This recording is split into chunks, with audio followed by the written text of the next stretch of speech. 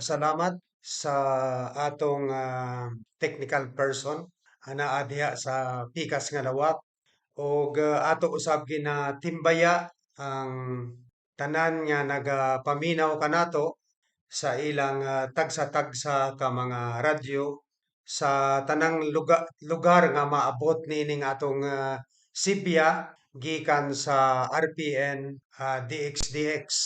Ang kakusog sa atong radyo moabot kini sa tibuok Socsargen area ug aduna usab parte sa Sultan Kudarat ug North Cotabato ug parte sa Davao del Sur apil na sa Balot Islands nga makapaminaw sa atong pagsibya ah, diha sa ilang tagsa-tagsa ka mga radyo.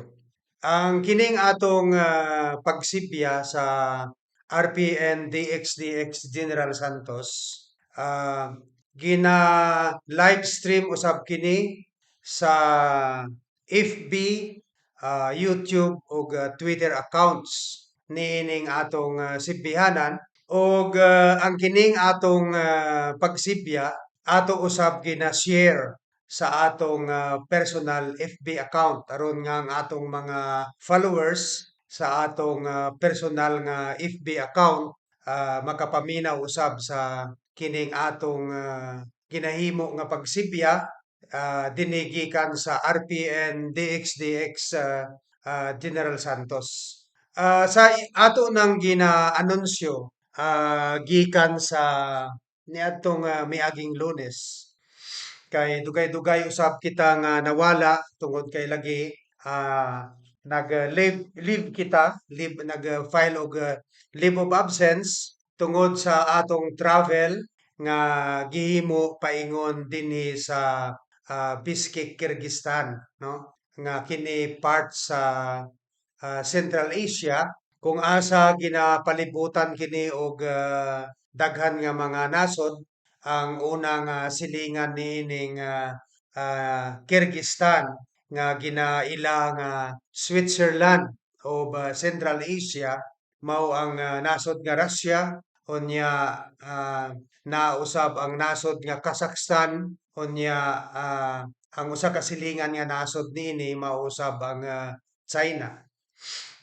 So kita nagasibya gikan dinhi sa Bishkek, Kyrgyzstan ug wala kita diha aktual physical diha sa atong announcers booth sa RPN DXDX Gensan apan pinaagi sa niining atong moderno nga information technology makahimo lang gihapon kita sa pagprograma sa atong sibihanan diha sa General Santos City. Gani kay balo naman ang tanan nga ang kining atong programang barangayan madunggan kini gikan sa alas 4 sa hapon hangtod sa alas 5 sa hapon gikan sa Lunes hangtod Biyernes except sa adlaw nga Huwebes tungod kay kanang adlaw ang nagagunit niining programa o ang nagagamit nining oras mao man ang Philippine Information Agency. Sa matag Domingo aduna usab kita programa nga ang titulo niini mao ang kasaysayan kasamtangan ug ugma usa kini ka human interest program kung asa ang atong ginapasundayag no sa maong programa mao ang kinabuhi sa atong mga bayani ang ilang mga gingbuhaton niadtong buhi pa sila ang mga prinsipyo nga ilang gipuy-an nga naghimo sa ila isip usa ka bayani.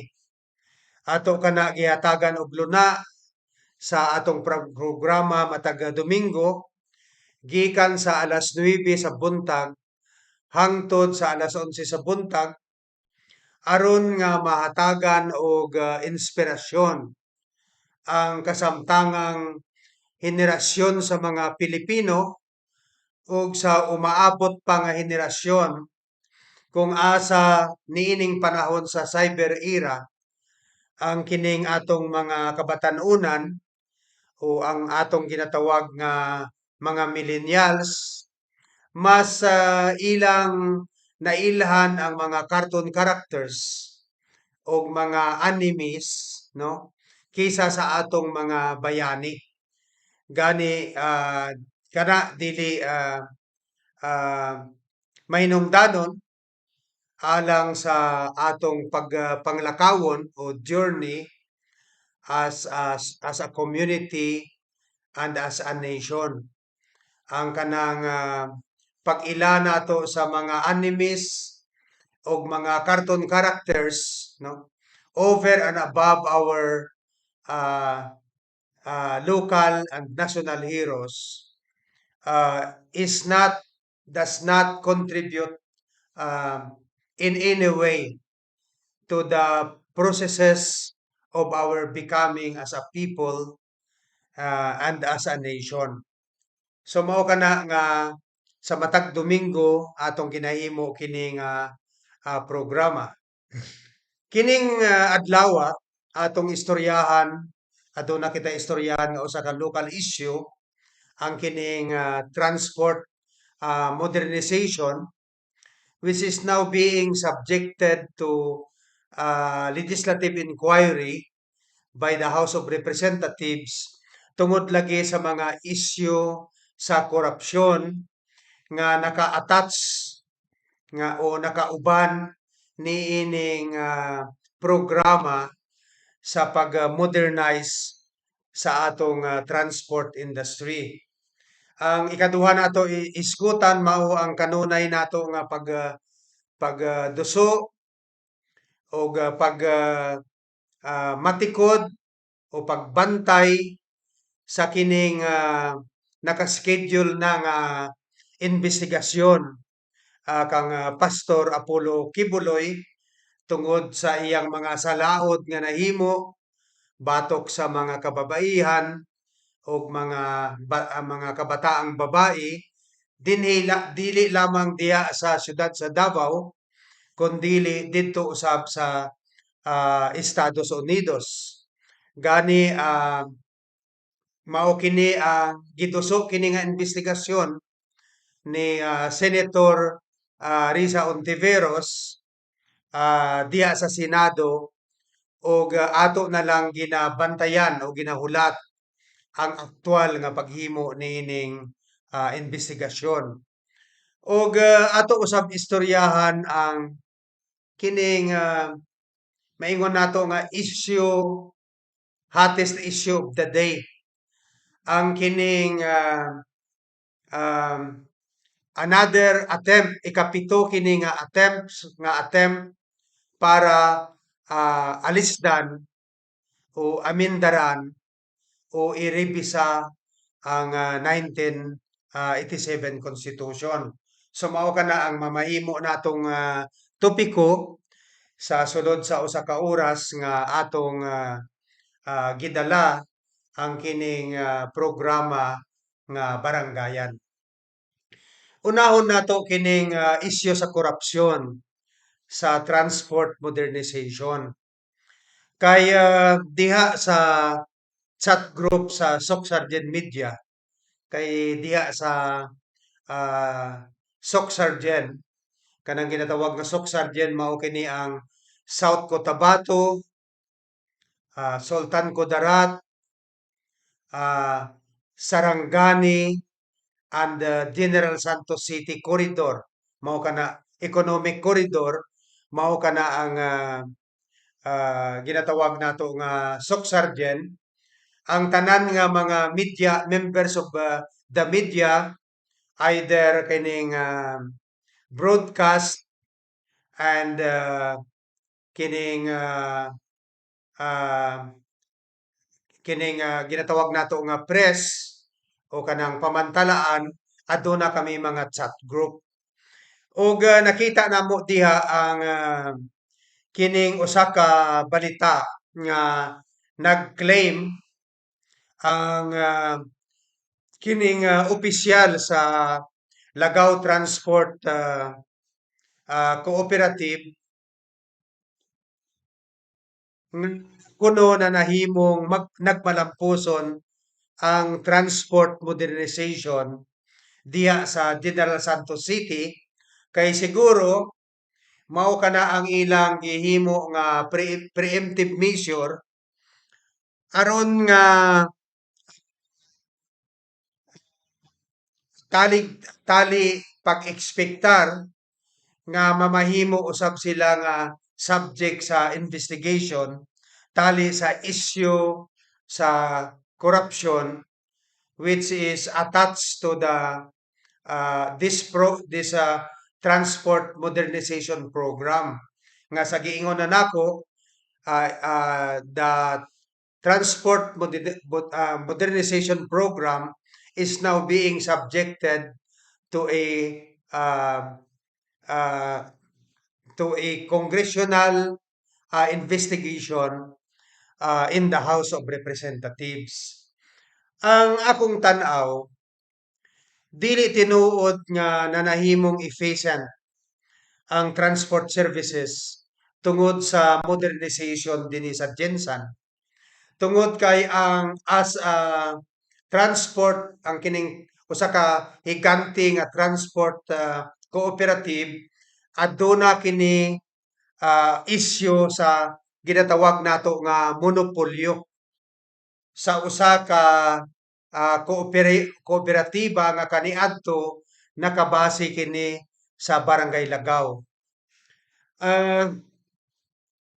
Nanahimong usa ka dakong monopoly kini tungod kay adunay pagkonsabo ang Land Transportation and Franchising Office o LTFRB diha sa Gensan niining mga opisyal sa Lagaw ah, ah, Transport Cooperative.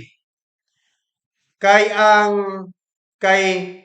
maklaro nato nga adunay pagkonsabo ug adunay korupsyon nga involved niini tungod kay gi, gi nag kanang ilang mugna ang usa ka sitwasyon diha sa General Santos City nga naghatag og oportunidad og gahom niining Lagaw Transport Cooperative nga ilugon ang mga prangkisa sa daghan nga mga ruta diha sa General Santos City. Halimbawa, ang transport route nga naka-franchise na sa usa ka transport organization and cooperative sa Mabuhay.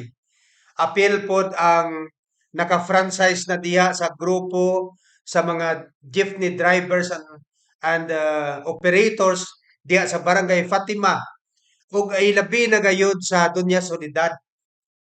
Nailog kini niining usa ka dako nga transport cooperative kumo kay ang mga opisyal sa Land Transportation Franchising Office diha sa Gensan nagdumili sa pag-renew sa mga prangkisa sa katong mga multicab, mga jeepneys nga dili magpamiyembro sa Lagaw ah, at transport cooperative kanang ginatawag nila nga kanang lado ba na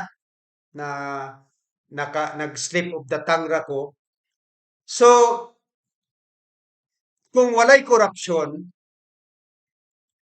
ang transport modernization diya sa Gensan, ngano man nga makikonsabo man niining dakong kooperatiba ang mga ospisyal sa LTFRB nga inay nga ang kining cooperative dapat voluntary ang pagpa-members niini na pwersa ang uban nga mga driver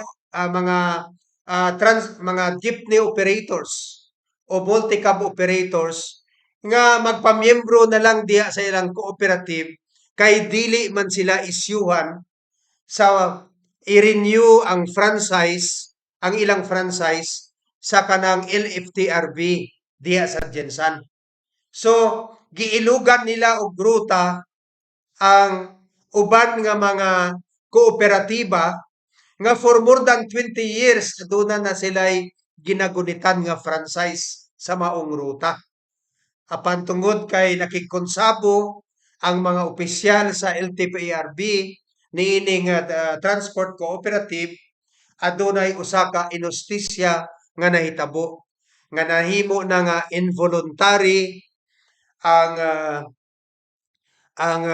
membership ni anang dako nga cooperative na nahimong dako, no? Gamay ra man ni sa una. So sama lang kana kadako sa kooperatiba diha sa Fatima, sa transport organization o kooperatiba diha sa Dunya Solidad ug maupod ang transport organization o kooperatiba diha sa Mabuhay.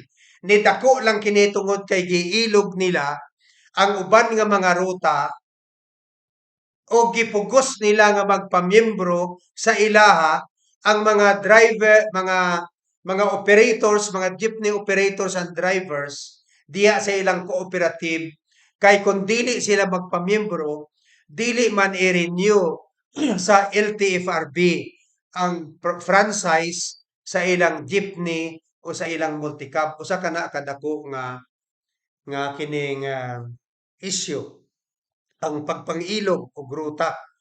Dili kana indication sa usa ka successful nga transport modernization program.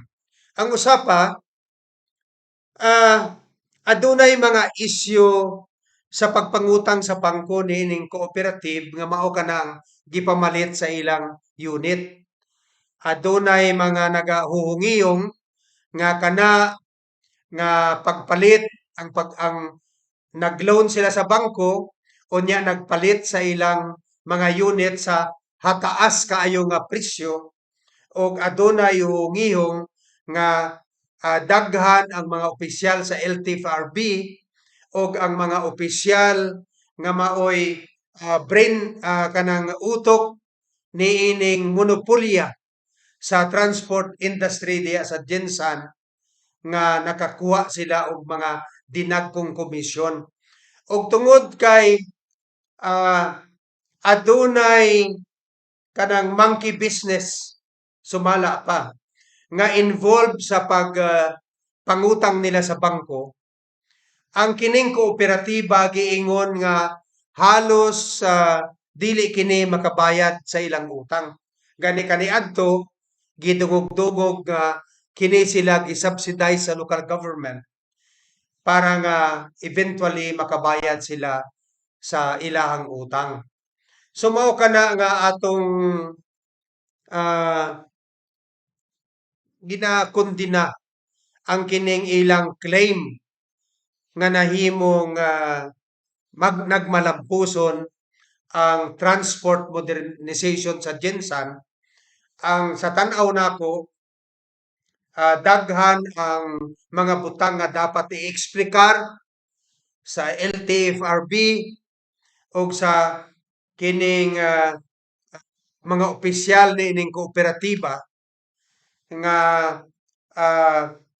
maoy nangilog sa uban nga mga ruta og nagpuwersa sa uban nga mga drivers, mga transport operators and drivers nga magpamiyembro sa ilang cooperative. So that is an act of oppression that should not be appreciated in our democracy. So mao kana nga sayop ang kanang ginatawag nga claim nga nanahimong nagmalampuson ang transport modernization sa Gensan o gani ang akong sugyot mao nga dapat ang kining mga opisyal sa kining dakong kooperatiba nga maoy nangilog sa ruta sa uban nga mga kooperatiba o transport association i-subject kini sila sa investigation. Pila ang ilang nanahimong loan, pila ang cost sa pagpalit nila sa ilang matag unit o unsa man ang ilang finances sa pagkakaron. nabayaran ba nila on time ang ilang utang sa bangko? O kinsa ang nagagarantiya niining mga utang? So dapat i-subject ka na sa investigation. Ang akto pa lang nga sa pagpangilog o gruta sa mga association o mga cooperatives nga aduna nay franchise for so many years diha sa Fatima, diha sa Mabuhay, diha sa Dunya Soledad o uban pa nga mga ruta, dapat i-subject ka na sa ginatawag nato nga congressional investigation.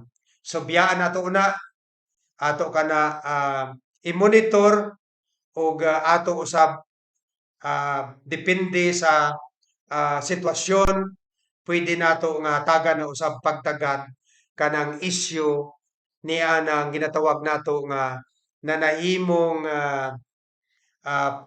mapakyason nga transport modernization diya sa General Santos City. Ang atong ginahulat sa pagkakaron mao ang padayon nato nga pagduso sa investigasyon kang Pastor Apollo Kibuloy. Kay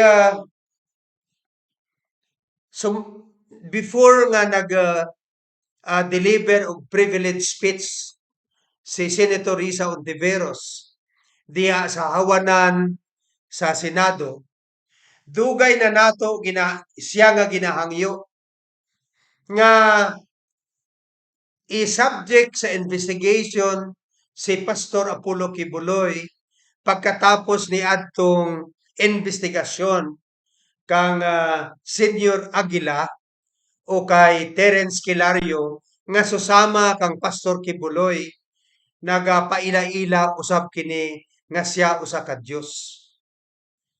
Kung tan-awon nato kaning mga sinultihan ni Pastor Apollo Kibuloy, wala gayoy timailhan nga siya Dios. Kay ang iyang mga sinultihan sa usa ka ordinaryo nga tao nga adunay pagka-vulgar o pagkabastos susama sa iyang gisuportahan nga si President Rodrigo Duterte. May naabay usa ka may naabay Dios nga nagdepensa sa plunder sa 11 billion COVID-19 response fund kung asa klaro nga nakikonsabo si President Duterte sa mga suspected drug lords, mga foreign fugitives and other shady characters. Kung tinuod ka nga Diyos, dili mo ka na suportahan. Dapat ipaklaro nimo ka na ikondinani mo ka na nga sa laod kay ikaw usaman ka Dios sa katarong. Halimbawa, ang kining mga pagpatay nga gihimo sa panahon sa rehimeng Duterte. Kini si Pastor Apollo Kibuloy nga nagpailaila nga Dios nagsuporta niya ng mga pagpatay sa panahon ni Duterte. Sumao ka na nga sumala pagani kang Senator Risa Ontiveros nagapadayon kining mga sexual abuse and exploitation nga ginahimo allegedly ni Pastor Apollo Kibuloy sa mga hamtong nga mga babae, apil na ang mga kining mga minors, mga kabataan nga babae, mao kana nga dapat santaon na kini susama sa pagsanta sa Senado kang Terence Hilario Aquilario o kining si Senior Aguila nga nagpailaila usab nga usa ka Dios. So dapat nga bantayan nato kana kay aron mahunong na pod ang kining mga paghimo og mga salaod ni Pastor Apollo Kibuloy og mahunong na usab ang pagpanglingla niya sa katawhan. So kining atong istoryahan kining ginatawag nato nga ginaplano nila nga constitutional amendment. Kung makita nato diha sa mamonitor nato sa social media o uban pa nga mga mainstream media, murag nag-create og national outrage. Kining another attempt sa pag-amend sa 1987 Constitution which the Congress failed to implement. Og tungod sa katong mga bribery, acts of bribery, nga gihimo niining certain attorney Anthony Abad nga nagpapirma sa katawhan bugti ang usa ka 100 pesos matag tawo nga mo pirma sa maong petisyon aron nga i-initiate ang constitutional amendment through people's initiative. Patumaw kini og daghang question. Kay klaro nga ang kining giplano nila nga constitutional amendment usa ka transactional nga pamaagi sa pag-usab sa atong konstitusyon. Gusto ko sabot transactional. May mga foreign investors o mga vested interest groups, mga foreign corporations nga naghatag og kwarta sa kining nagapasimuno sa constitutional sa kining amendment or revision to the Constitution, apil na ang mga miyembro sa Kongreso nga mao ang nagapanguna sa pagkakaron sa pag-initiate sa amendment and revision of the 1987 Constitution which they did not implement. Kaya halimbawa, ibutang na lang nato nga adunay 50 million nga mga registered voters dinhi sa atong nasod. Kung hatagan mo og kining usa ka gatos ang matag usa nga mopirma, mokabat kana sa 5 billion pesos. Asa kana gikuha ni Attorney Anthony Abad? Kay dili man siya giilhan nga usa ka adunahan dinhi sa Pilipinas. In fact, kung wala siya nagpanguna niining petition signing for people's initiative which is a way to amend the Constitution, wala gani nato siya mailhi. Wala ta kay balo kung unsa iyang negosyo. Asa man siya nagkuha og 5 billion pesos aron ipanghatag ni adtong mga botante nga nga mipirma sa maong petition which is a step to initiate a constitutional amendment through people's initiative. Gawas niya ng estimated 5 billion pesos nga gipanghatag sa mga signatories o gipanghatag o giplano nga ipanghatag sa matag nga mopirma sa maong petisyon. At doon na pagayoy huungihong nga substantial amount of money was given to the members of the House of Representatives and to the members of the Senate headed by Senate President Zubiri o ang House of Representatives headed by Speaker Romualdez, aron nga sila ang mulihok, aron nga magmalampuson ang kining ginatawag nato nga ikapito nga attempt to amend and revise the 1987 Constitution which they failed to implement.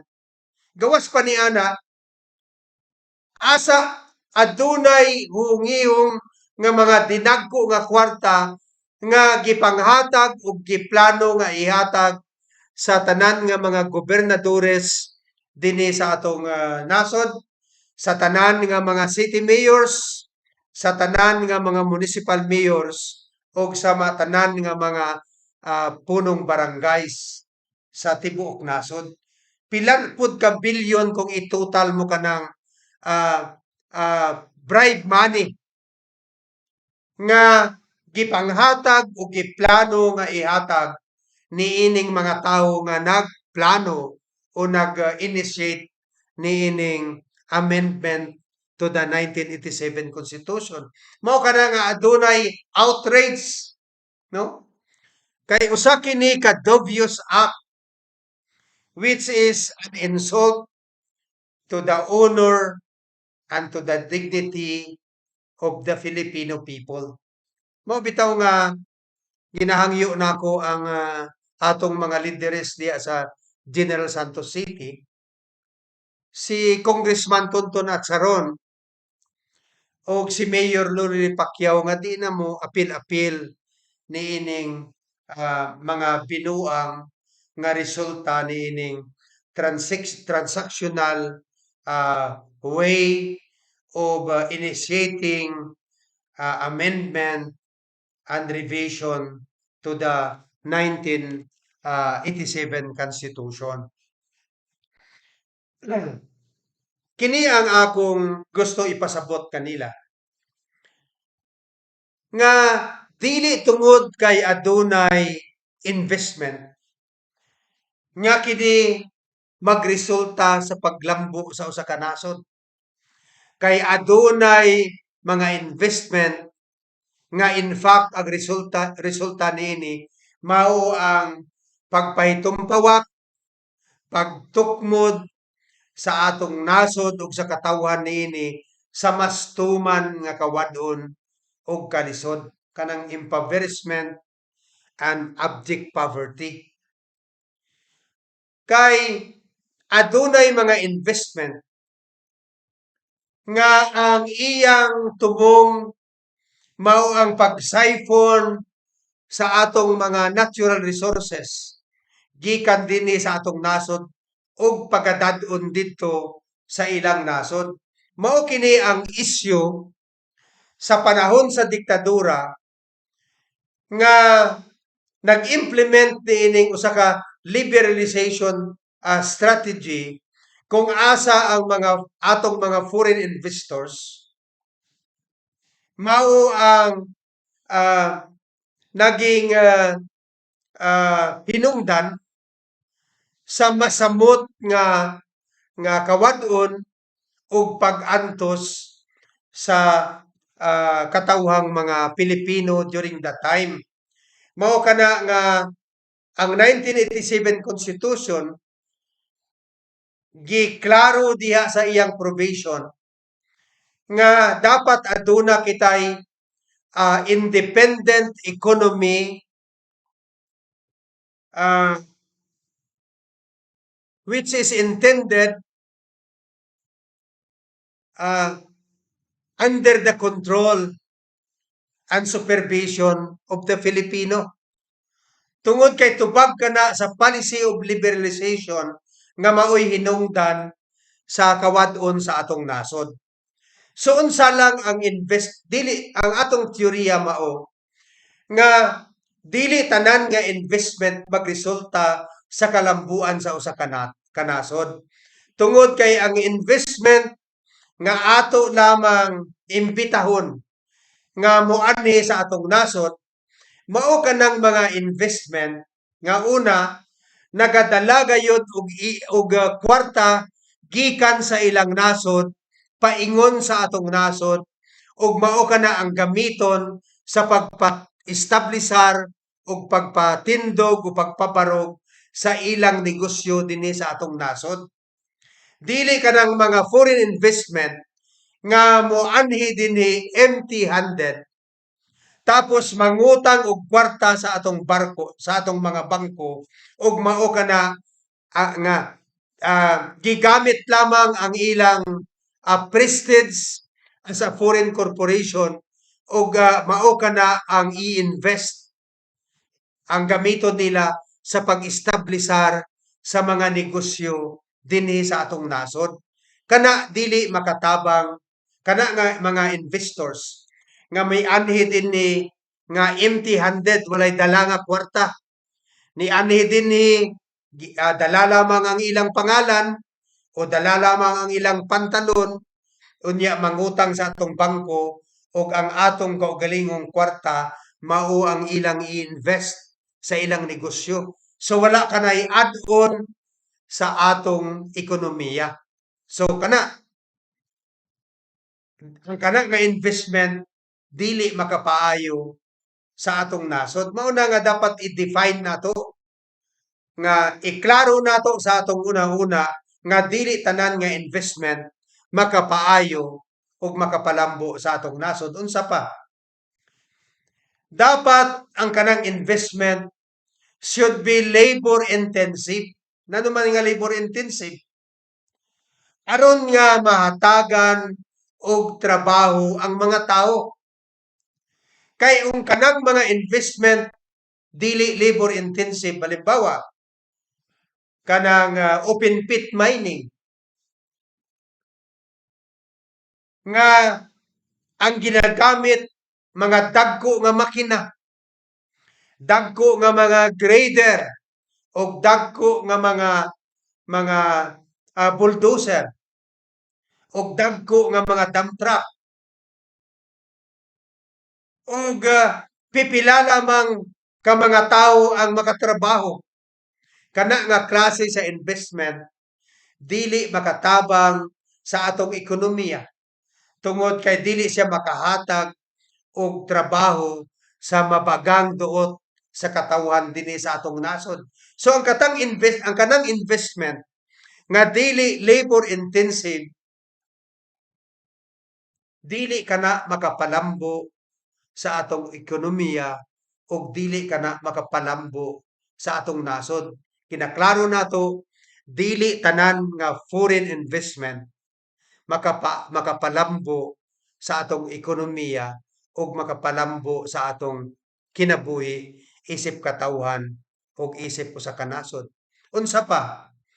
Ang investment nga atong i-welcome lamang dinhi sa atong nasod mao ang investment nga naga-process sa raw materials into finished products ug ang kanang mga produkto maghatag og priority sa katawhang Pilipino ug ang sobra mao na lamang ang i-export ang katong surplus mao kato ang i-export ang investment nga nagtipon lamang sa atong natural resources ug wala na kini gi-process aron nga og ang kining atong raw materials ilang dadon didto sa ilang nasod aron didto i-process og ang makatrabaho didto mao ang ilang kaugalingon nga mga tawo sa ilang kaugalingong nasod dili kana makatabang sa atong ekonomiya ug dili kana makatabang sa atong paglambo isip nasod ug isip usa ka Pilipino. Kay ang kanang investment naga-engage lamang sa exportation of our raw materials ug wala kina gina-process into finished products ug ang kanang mga finished products una i-export kana o pagawson sa atong nasod dapat i-satisfy usab una ang panginahanglan sa mga Pilipino as a priority. So mao na nga ginaklaro nato nga dili tanan nga investment makapalambo sa atong nasod. Unsa pa, ang kanang investment nga dili environmentally friendly should not be welcome in our country. Tungod kay kana makaguba sa atong ekonomiya, makaguba sa atong aspirasyon sa paglambo og dili kana makatabang sa atong ginatawag nga national development dinhi sa atong nasod. Dili nato kana i-welcome. Ang atong i-welcome lamang ang katong mga investment nga environmentally friendly. Mao kana nga ginasulti nako kini aron ipaklaro kaninyo kay ang halimbawa kining moron nga si Senador Robin Padilla. Para sa iya, basta investment, makapalambo kana sa atong nasod, dili kana tinuod Senator Robin Padilla. Kaya dunay mga tipo o matang sa foreign investment nga makadaot tinuon sa atong ekonomiya o kana dili ginatawag nato nga alien sa atong experiences as a nation and as a people. Kay ang kanang klase sa foreign investment was actually the main cause of economic poverty and impoverishment of our country during the period of the dictatorship. Mao kana nga uh, gi-formulate ang atong 1987 Constitution as a response to that liberalization policy during the dictatorship nga maoy na nahimong hinungdan sa atong sa paghintumpawak, sa pagtukmod sa atong nasod sa tuman nga kawadon ug tuman nga kalisod. So mao kana ang gusto lang nato i-klaro. Kung atong sumada ang atong gihisgot,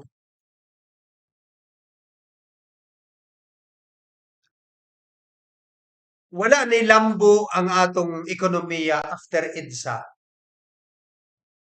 Not because of the failure of the Constitution, but because of the failure of Congress to implement the Constitution. Kay wala gi-implement sa Kongreso pinaagi sa pagpasa og mga enabling laws nga mahatagan og unod ug kahulugan ang kanang social justice provision of the Constitution. Kansang tubong ni ana mao ang pagkabuot sa atong ginatawag nga equitable and inclusive growth. Nga kung nga nga dili dapat nato ipadayon kung i-implement natong ang atong constitution. Dili mapadayon ang usa ka sistema asa ang pipila lamang ka mga mumulupyo nining atong nasod ang maoy na benepisyuhan sa atong mga economic activities o mga oportunidad nga gihatag sa atong nga gikan sa paggamit nato, pag-explore o paggamit sa atong natural resources. Wala gi-implement kini sa Kongreso kay dili nila gusto nga maapektuhan ang ilang mga negosyo. Ug ang recursos ug oportunidad sa atong nasod mapang-apod-apod equitably sa mas mabagang duot sa nga populasyon sa atong nasod ug ang kining mga opportunities of bandi dili lamang mag-concentrate o magtipon sa pipila ka hutoong dinhi sa atong nasod. Nya kini dapat ah, makabot mahatagan og usa ka paglambo nga nagabenepisyo sa mas halapad nga duot sa katawhan sa atong nasod. Kana ang failure of Congress, klaro, to implement the Constitution. Halimbawa, kanang mga gikinahanglan nga maghimo og enabling law aron maprotektahan ang atong marginalized fisher folks. Wala man na. Ang agrarian reform wala gi-implement pag-ayo because of the failure of government to fund the implementation of the agrarian reform program. Mao kana nga ang pag-implement sa programa sa agraryo nitaman lamang sa parcelization of lands.